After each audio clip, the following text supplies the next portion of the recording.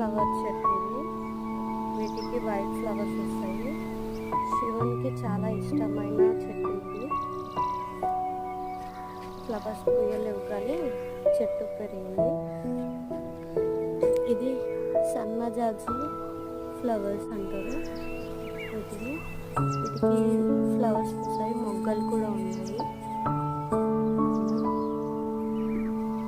చిన్న చిన్న మొగ్గలు వచ్చాయి.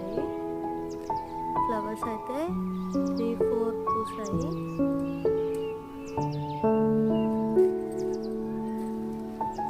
దీన్ని తెల్ల గన్నేరు ఫ్లవర్స్ అంటారు. ఇవి కూడా శివునికి చాలా ఇష్టమైన ఫ్లవర్స్.